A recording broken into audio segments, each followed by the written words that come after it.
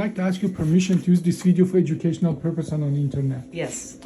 Tell me first about your symptoms and your previous surgery. Tell me about a little. In 2020, I had sciatica on the left side that was persistent. I had failed epidurals, failed therapy. So we did a laminectomy on L4-5. That lasted until February of this year. Then I presented with the same sciatica, but in addition, I have severe pain, shooting pain in both my legs, a numb buttocks, and back pain. So you have what we call a reherniation of the same disc. I consider the risk of reherniation once you had it once is about 30%. 1/3 of the people, the nerve again get pushed by the same disc. It is like a flat tire that you repair. That tire has always higher chance of being bad again, and that's what you got. Okay. But we investigated that, we confirmed that, we did conservative therapy, you felt, and now we are going to do actually the OLLIF procedure, because with the OLLIF procedure we can get rid of that disc completely. And I was asking you, what question do you have for me? And I really loved your answer. So what did you tell me and why? I said that I did extensive research about you and the procedure online, and every question I had was answered by yourself online. Now, to be fair, tell me your background, because you have possibly resources. I was a nursing supervisor for 44 years. Okay.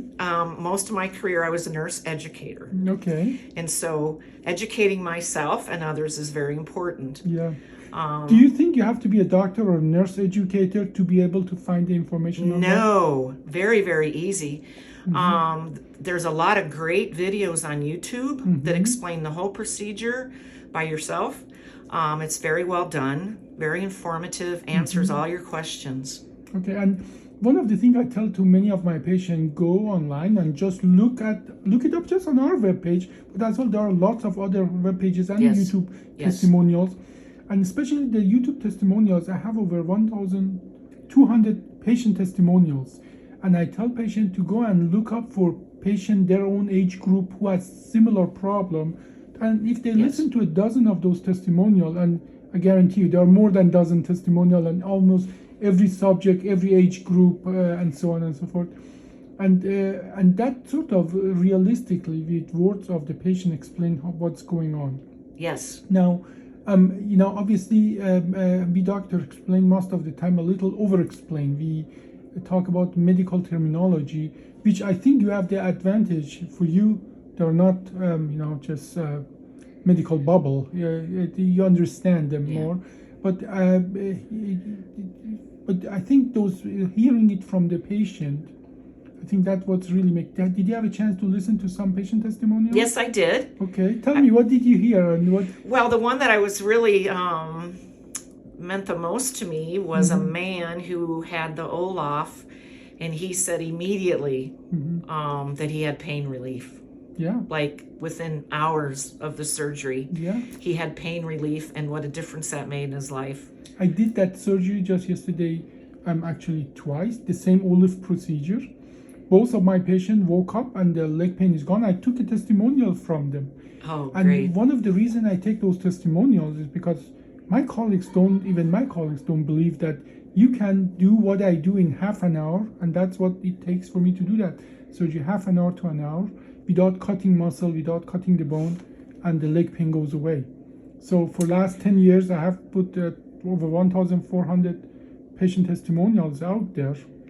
And I have published paper about that. But for me as well, it's amazing that I don't have to do a 5-hour surgery and lose half a gallon of blood. Exactly, and everything else that goes with that open surgery. No. Those patients are going home today. I did a 3-level and a 2-level just yesterday here. Okay. They woke up, the leg pain was gone, and they're about to leave the hospital. I mean, if the weather, if weather cooperates. Wow, that's amazing. That's amazing. But that is the results are out there, but you just have to look them up. That's all what it is. And yes, and when I was looking things up, I was doing my research. Why don't you tell the people, where did you look them up? What did you tell me the exact steps you did to look them up? What I wanted to say was that when I was doing my research and looking things up, I was doing that as a patient. You know, I wasn't wearing any other kind of hat. That didn't matter to me. When I'm sitting here today, I'm the patient. I'm not the nurse. It's very easy for me to separate that. That's very big of you to say that, because we doctors and the nurses are famous to be bad patients. I know. Yeah. But we get a bum rap. Yeah, but that is... I actually put in OLLIF just into the search engine, and your spine health came up, but all the YouTube came up. NCBI came up. There was all kinds of things. What is NCBI? Just tell the people who listen, because they may not know that. I love this interview. This is going to be one of my favorite interviews. It's national database. Right. It's a national database that they do very objective research, and they have a lot of data, and it's proven by lots of testimony and also lots of statistics, lots of data. Yeah, it's a peer that they analyze. Yes, it's a peer review. Officially public database of the paper. So it's very objective. There's nothing subjective in there. It's very, very data based. So. With my history, that means a lot to me. Yeah, and those papers I published them on purpose in a way that everybody can go and just download the entire paper. Yes. Because many times, some of my colleagues say, why don't you publish it in the Journal of Advanced Important Neurosurgeon, or Journal of Self-Importance Academic thing, and so on. Whereas I publish it in a paper that you don't have to pay, because if I publish it in Journal of Self-Importance Neurosurgery, people have to pay $30 to $100 just to download the paper. But whereas my paper are available to everybody on the entire planet, you just can Google it, print it out. And many of my colleagues sarcastically say, but patients don't understand that. Well, then we don't do a good job. If we don't explain things the way that, in combination with reading the paper, doing your own research about that, I think every person with the average education should be able to understand that. Just coming as a patient, yes, and I that's can understand everything you say. Yeah, and that is it's our not job. Complicated. Well, we have to make it as such that people can understand that, and that's on us. So for that reason, I'm publishing my paper not in some fancy journals, but I'm publishing in a peer-reviewed official journal, and that literally everybody can just go and look them up. You can, and all you need to do is actually go to put OLLIF and NIH for National Institute of Health, because the database is hosted by National Institute of Health. So and then you get all the papers. So any other resources you used? I went through quite a few things. So when you asked me if I had any questions, I said no, because you had already put all that out there for me to. I have a final question to find out. You. Yeah. In some places, the institution where I do the surgery, they don't want me to. If the patient is in their place, they don't want me to take patient testimonials. They just don't. They say if they cannot control it, what comes out of your mouth, they don't want it to be out there. Isn't that the most important?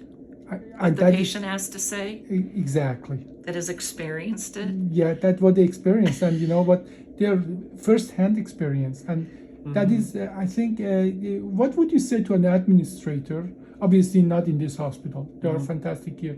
But what would you say to an administrator in a hospital who says, we don't want the word of our patient to be out there? What would you tell them? Well, I would wonder where their insecurity comes from. Yes, I love that answer. And that is actually, I think, we say always, everything we do is for the patient, but few times, we just don't put our action where our mouth is, and that is one of them. That it should be available. It should be patient's choice. It shouldn't be an administrator choice. It should be always and always a patient choice. And that is why I started our interview. Do I have your permission to use this video for educational purpose and on internet? Yes. Well, this has been great. Thank you, doctor. No, thank you. I really appreciate that.